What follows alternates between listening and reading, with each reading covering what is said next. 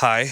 Um, if you're a friend of mine, you probably already know that I play synthesizers in a band called Resin. And as of late, well, yeah, as of late, I've been using this a lot more often on stage and in recordings to control my instrument. This is one of the instruments I play in the band. Um, I've had some friends and showgoers ask what the hell I'm doing with something like this on stage, whether it's because it looks goofy or maybe cool. I don't know. I think it's cool, but I thought I was kind of tired of trying to explain it without this in front of me. So I think maybe I'll try and make a video right now that explains this in a way that is maybe understandable for anyone who does understand modular synths and those who don't at all too. So yeah, so here we go. I'm gonna first probably describe to you, for those of you that don't understand these instruments, what this is and what it's generally designed to do, and how I use it. These have become really popular in the last couple of decades, I suppose, for being an open-ended instrument that you can kind of design with these cables to do infinite number of things. Generally, what people will do with these instruments is set them up with a matrix of patch cables and kind of press play, so to speak, and let them run and make what's called generative music, where the instrument kind of informs itself with its own information that produces sometimes surprising results. It's a lot of fun. But I play this in a band, which means there's other people playing instruments that I have to cooperate with and react to. And this is not so good at doing that on its own.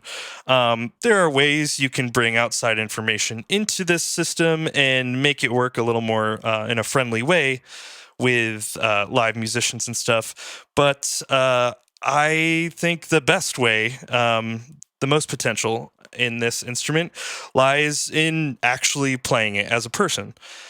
The only issue with that is that there's not really a lot of opportunity to turn all of these knobs when you only have, let's say, two hands. Um, but that's where I should probably start to explain how this actually works. You may or may not be able to see that there's a lot of little like portholes all over this thing. Now, what those all do is provide an opportunity to either send voltage information or receive it. Now, that could be just a signal that doesn't produce a sound, or it could be a sound that travels to and from those ports.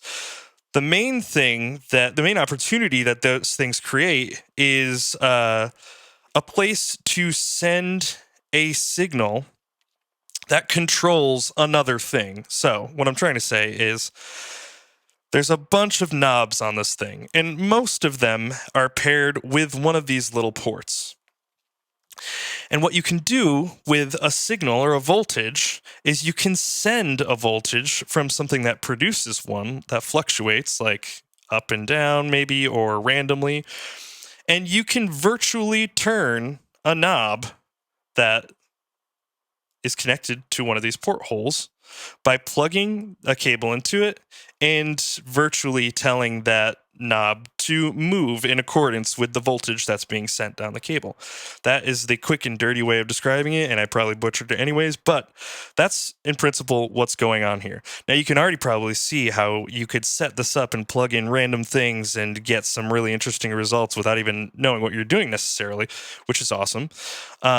But I do need this to do something somewhat predictably, and actually something repeatable night to night as well. So that's where the PlayStation controller comes in. And you can see this is an opportunity to basically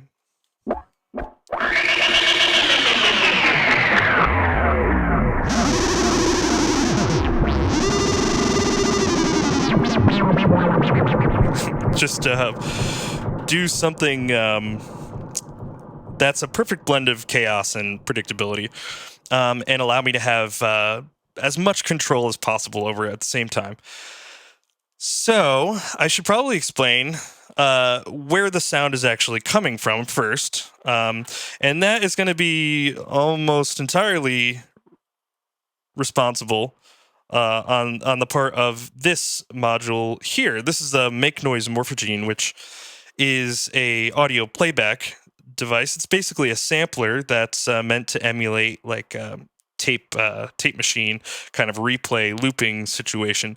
So what you can do with this thing is you can take the SD card, and you can load files onto it, and it'll replay them. All these knobs let you decide how you want it to be replayed, whether you want it to be replayed forward in time, backward in time, pile up on itself. You can start the file to play back at weird parts in the file. You can change the length of the playback of the file. You can do a lot of stuff with this thing. It's really a lot of fun on its own even. But what I am doing is I have loaded basically a big bucket of somewhat random sounds into it, and I can show you what it sounds like while it's randomly selecting all of those sounds. Sounds something like this.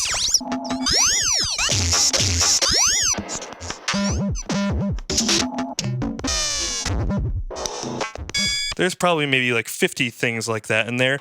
You can hear some of them replaying because the way it's set up allows it to loop sometimes. But basically, I can send voltage information using this controlled voltage information down these wires to certain places that control how this is played back and how it sounds with the PlayStation controller. I'm using this little device over here that is from a company called Expert Sleepers that I think it's really primarily designed to interface your modular system with your computer. But there is a fun little, cheeky little backdoor thing that's been written to the software that allows you to connect a gamepad controller. I think you can even control an N64 controller to the USB port on this thing.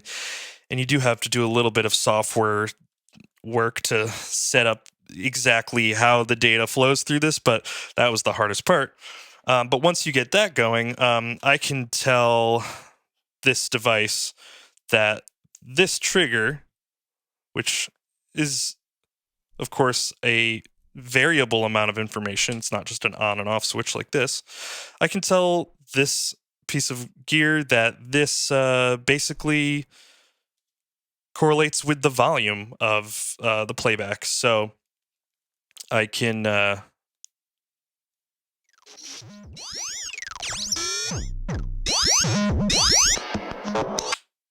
get more volume the harder I press it. That is controlling a VCA over here, which is just stands for voltage controlled amplifier. It literally just lets it get louder or quieter. It's an attenuator. And then the other trigger I use for this filter right here, this is a Doppler Wasp filter. It's kind of a nasty sounding little thing, which is why I love it. And this just controls the cutoff of that filter. And I'll demonstrate how that works.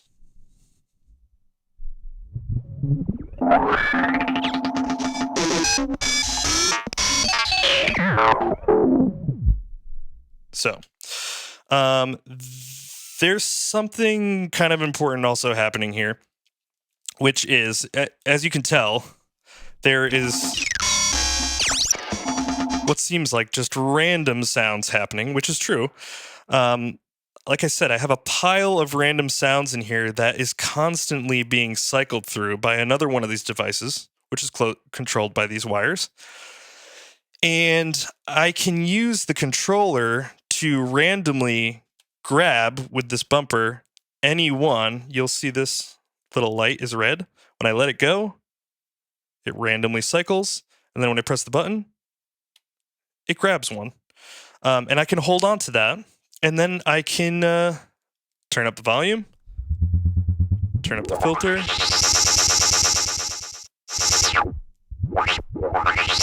And now I've got something that kind of is playable.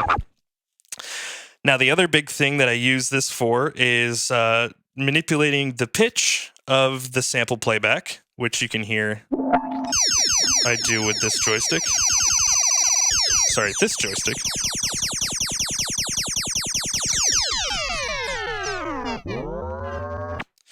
And also the start and stop points of the actual loop that's playing back. So I can change whether, let's see.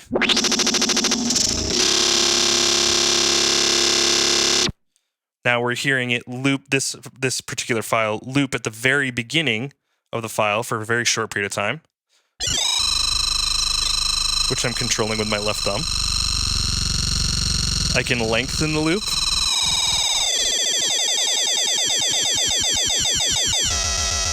And I can also change the start point.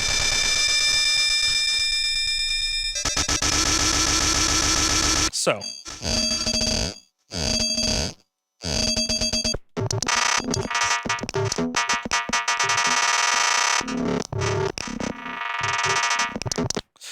And paired with the filter, the volume, the grab, the pitch.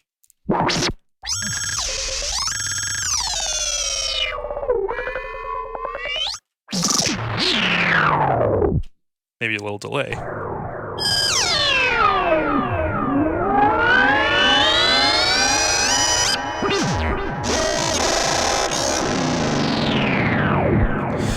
You've got something kind of playable. So that's kind of it. I've got a couple other things going on here, but they're pretty specific use cases. But if you're curious, the right bumper basically does a similar thing to this bumper, but it freezes something called a clouds. At least this is a knockoff clouds. And you can get some cool kind of like sustained reverb effects. Yep, and that's basically it. I mean, I use this thing for some other things during a set, and I've tried to set up this system, this patch, as it were, in a way that allows me to still kind of have fun in other places on the synthesizer and maybe even use some of the resources that I'm using to control the playback of those sounds that I just demonstrated, to control some other stuff too. I guess the only other thing that's interesting about this, in my opinion, is that I have a mixer here where all my audio goes to, and this ultimately goes to the amplifier on stage. And I'm doing everything in mono, so this is not a stereo signal. We're only hearing one path of audio. This is a stereo mixer, though. So what I can do is I can use these little pan pots, which allow me to choose whether I want to send the audio to the left speaker or the right speaker. And since I'm not sending anything out the right side, I'm only using the left side, at least for my amps purposes. I can use the pan pot to send a little bit of signal down the right channel and take the right channel, which I've got going out here, and send it to an effect like this delay here. And then I can return the effect to its own channel and send it out the left channel again so that it mixes with my dry signal. And ultimately I have really good control over just how much signal gets sent to that effect, or even how much signal gets heard after the fact.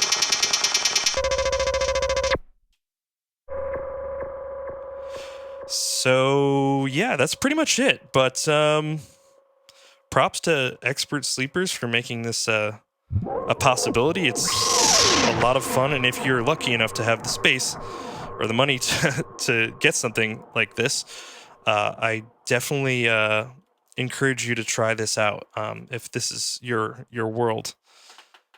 And if you have any questions, I guess just feel free to message me, and I'll do my best to explain. Maybe I'll do some more videos on what's going on here and try some new stuff.